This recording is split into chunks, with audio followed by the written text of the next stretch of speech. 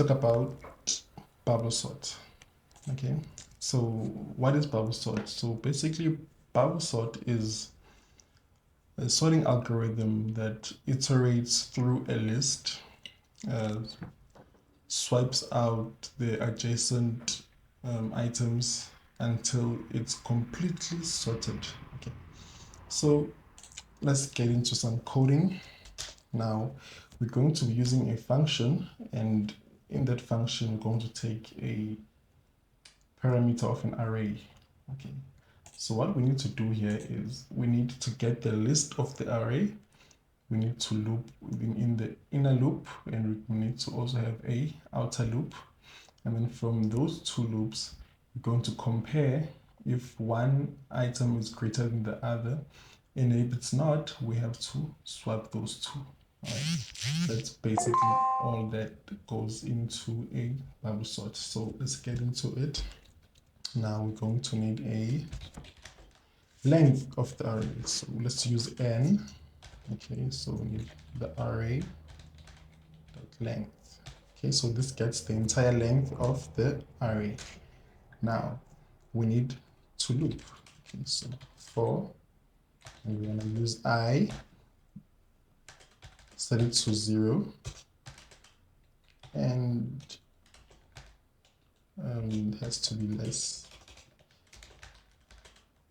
than n, and we're going to increment it, and then we're going to have the outer loop, and this we're going to use j, set it to 0, and we're going to get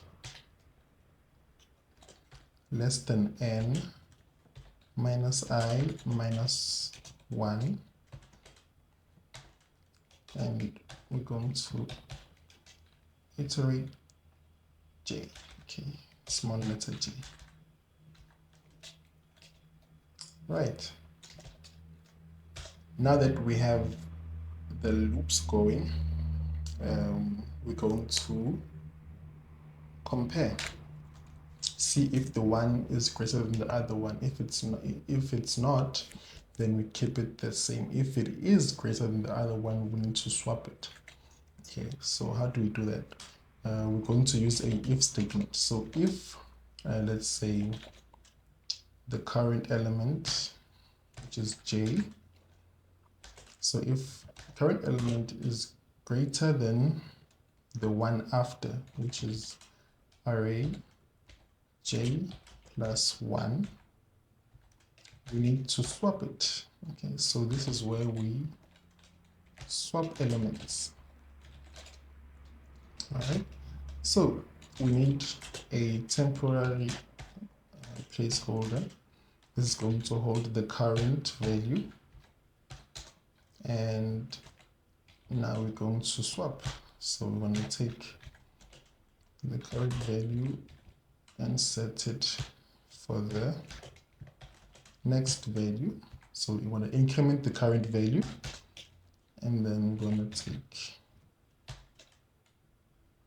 the next value, which is j plus 1, and we're going to set it to the temporal element. Okay, now this is the entire swapping process. Okay, so this is where we swap. Now we have to return the array. Now let's test and run. So for testing, we have the unsorted array. So this is the unsorted list right here, and this is where we're going to place the unsorted array inside the bubble sort array function. Okay, and then now here we're calling it. So let's see if this is actually correct.